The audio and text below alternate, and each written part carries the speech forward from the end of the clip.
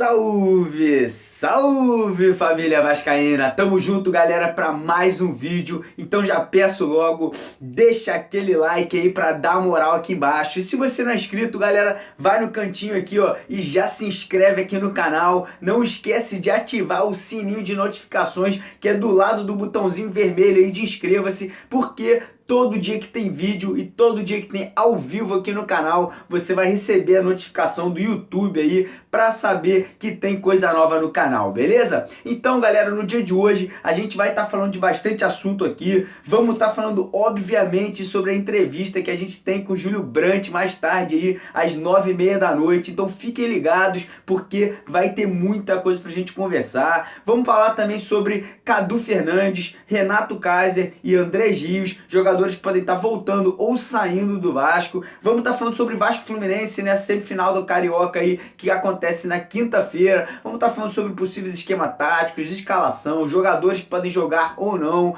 Então tem bastante coisa. E no final tem aí o Mário Responde, uma pergunta aí interessante sobre as eleições e sobre como poderia estar o Vasco hoje se o Júlio Brandt tivesse sido eleito no Vasco. Então, galera, mais uma vez, peço aí, deixa aquele like aqui embaixo para dar moral e, como sempre, vamos estar falando sobre coisa do Vasco aqui. Aqui todo dia tem vídeo no canal com notícia, né? Então vamos começar hoje com a pergunta do Mário, que nem eu sempre começo.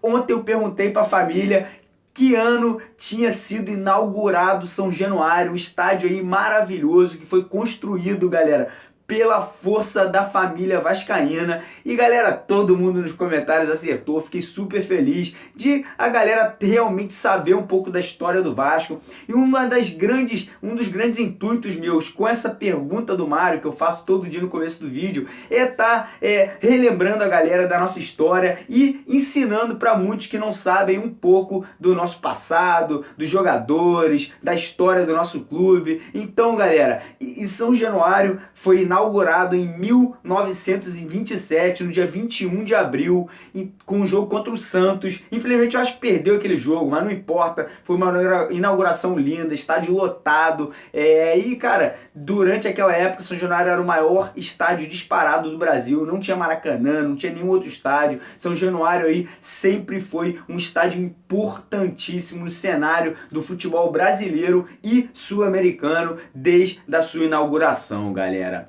E a pergunta de hoje é uma pergunta também do passado aí, do nosso Vascão, e a pergunta é a seguinte: quem foi o goleiro mais vitorioso na história do Clube de Regatas Vasco da Gama?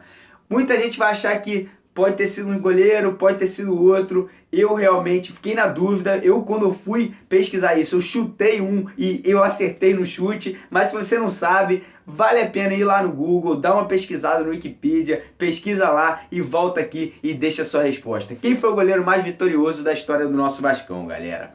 Então, galera, como vocês sabem, hoje é entrevista com o Júlio Brandt, às 9h30 da noite. Então, vai ter muita coisa pra gente conversar. Vou estar perguntando pro Brandt aí assuntos das eleições, como ele viu tudo que aconteceu. Vou perguntar coisa do HD, porque tem coisa nova acontecendo em relação ao HD nesse momento. Então, vamos estar abordando esse assunto. Vamos estar perguntando sobre uma possível união, né? Apesar de eu achar difícil, dele com o Campelo num futuro próximo, mas vamos estar abordando esse assunto também. E mais outras coisas, tem mais assuntos pra gente estar falando. Muita gente mandou perguntas interessantes aí que eu vou estar podendo fazer pro Brandt também. Então, galera, fica ligada. Peço para vocês divulgarem essa entrevista aí com seus amigos, com seus familiares, com a galera da sua cidade. Vai lá no seu Facebook e posta lá o link da entrevista, que já está disponível aqui na descrição do vídeo e também nos comentários. Então faz isso aí para dar uma moral para o maior número de vascaínos possíveis estarem hoje ao vivo com a gente, assistindo essa entrevista, que pode ser uma entrevista muito importante para o futuro do Vasco da Gama, galera.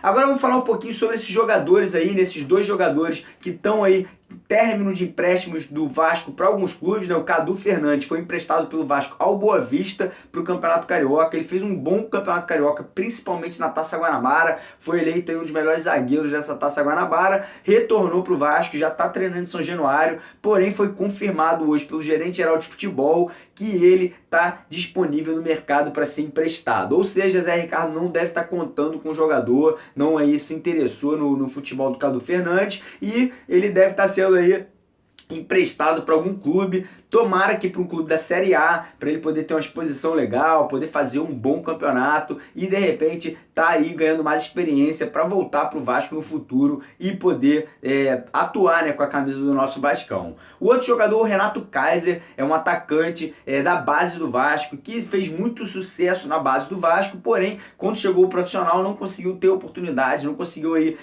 mostrar o futebol que a torcida esperava dele, que também o Vasco esperava dele, né? Esse ano ele foi emprestado para o Tupi de Minas Gerais, para o Campeonato Mineiro, e fez um grande Campeonato Mineiro, fez 5 gols lá, 3 ou 4 assistências, se eu não me engano, e muita gente começou a falar dele, principalmente os torcedores, sempre perguntando aí nas lives que eu faço, se ele vai voltar para o Vasco, se ele deveria ter uma oportunidade, se o Zé Ricardo poderia estar utilizando o jogador aí, devido a essa escassez de atacante que a gente tem no momento. Porém, o gerente de futebol do Vasco, mais uma vez, confirmou que o Renato Kaiser já está atrás aí de outros clubes, deve estar sendo emprestado talvez para o América Mineiro, que vai jogar Série A esse ano. Então vamos ficar ligado, vamos ver se realmente isso vai se confirmar, e confirmando essa informação, eu acho que já que não vai voltar para o Vasco para jogar, é melhor realmente emprestar, dar chance para o moleque jogar em outros clubes aí e ter uma oportunidade aí de estar ganhando experiência e de repente quando voltar bem. O último nome que eu queria conversar com vocês é sobre o Andrés Rios. Como vocês sabem, o contrato do Andrés Rios vai agora até o meio do ano, ele é emprestado para o Vasco e o Vasco tem a opção de comprar o Andrés Rios, mas a gente sabe que a situação financeira do Vasco é caótica, ou seja, não vai ter como adquirir o passe do Andrés Rios no meio do ano. Eu acho que o Vasco vai tentar negociar uma extensão do empréstimo até o final do ano de 2018, porém isso vai ser complicado, até porque o time que detém os direitos do Andrés Rios pode ser que não aceite, né? Ele já está no Vasco há bastante tempo e, cara, é complicado. Então, eu não sei realmente o que vai acontecer com o Rios. Não é um grande jogador, é um cara que se entrega nas partidas, é importante para o esquema tático que o Zé Ricardo utiliza no momento, ou seja, pode ser que dê uma desandada ali naquele ataque do Vasco. Eu queria perguntar para vocês a opinião de vocês. Vocês acham que o Andrés Rios deveria ficar? Você acha que o Andrés Rios deveria sair? O que vocês acham? Deixa nos comentários o que vocês pensam em relação a isso.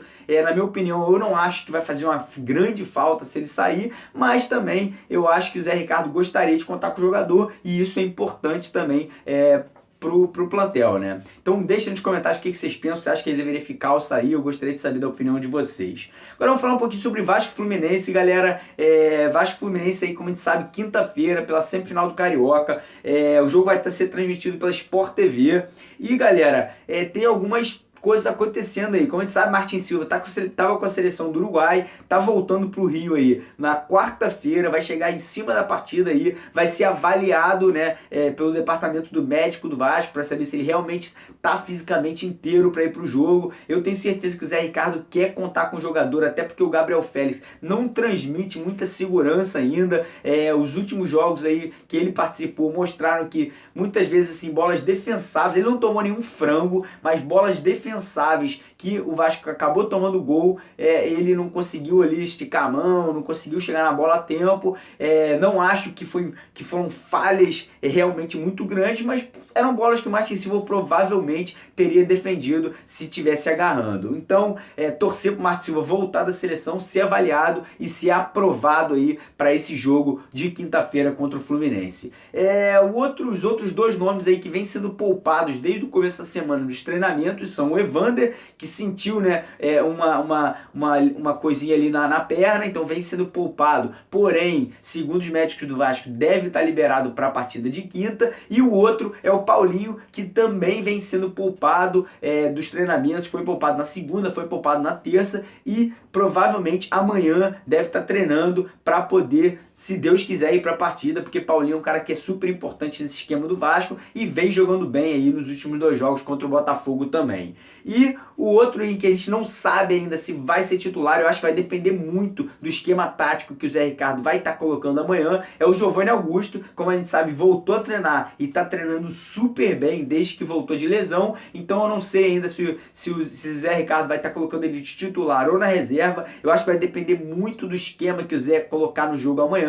Se o Zé Ricardo colocar um 4-3-3, eu não acredito que o Giovani Augusto vai ser titular, porém se o Zé Ricardo optar por um 4-4-2 ou um 3-5-2, pode ser que o Giovani Augusto já entre como titular junto com o Wagner no meio campo. Mas eu acho que vai depender muito aí de como o Zé Ricardo vai estar montando o time. Ele vem treinando esse 3-5-2 já há alguns dias e pode ser que ele opte a entrar por 3 zagueiros, com o Erlen, o Paulão e o Eraso, e com o Pikachu de um lado, Fabrício do outro, De Zábato e o Wellington ali no meio do campo, o Wagner flutuando e no ataque o Rios e o Riascos fazendo ali as posições de centroavante. E nesse esquema o Paulinho acabaria ficando no banco, até porque não vem treinando nesse momento. E Giovani Augusto também. Então, galera, chegou a hora aí da pergunta do Mário. O Mário responde uma pergunta em relação à eleição, Júlio Brandt e tudo mais. Então a pergunta é a seguinte: Mário, já que hoje tem a entrevista com o Júlio Brandt, como você imagina que estaria o Vasco caso ele tivesse sido eleito o nosso presidente? Então, galera, a única coisa que eu posso garantir para vocês que teria de diferente hoje é o seguinte: eu tenho certeza que o nosso plano de sócio-torcedor teria explodido. Teria no mínimo aí umas 50, 70, 80 mil pessoas já se associando ao nosso clube. Isso é a única coisa que eu posso garantir para vocês, e eu tenho certeza disso pelo seguinte fato: durante as eleições, ali no final das eleições, quando estava pegando fogo, foram anuladas a Urna 7 e tudo mais, a quantidade de gente aqui do canal que participava, todo o vídeo aí tinha 20 mil visualizações e muito comentário. Tiveram vídeos que tiveram 2, 3 mil comentários.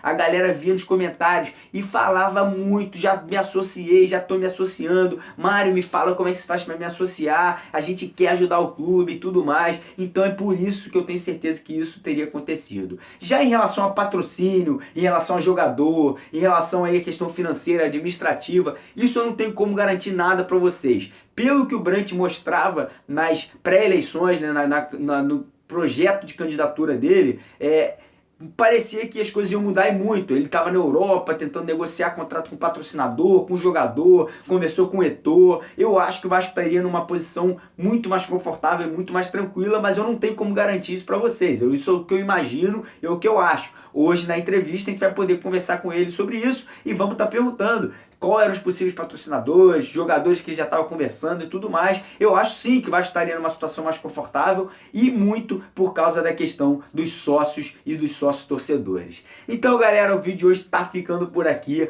Tamo junto, não esquece, 9h30 da noite hoje, galera. Fiquem ligados, divulguem, por favor. Vai aqui embaixo desse vídeo aqui, ó, e já clica ali compartilhar. Compartilha no Facebook, no Twitter, no Instagram. Compartilha com todo mundo aí, porque hoje vai ser um dia importante, galera. Importante aqui pro canal e também pra família vascaína. Tamo junto, galera. Aqui é de vascaíno pra vascaíno, porque vocês sabem, Vasco é Vasco, galera, e o resto é fiasco. Vascão acima de tudo.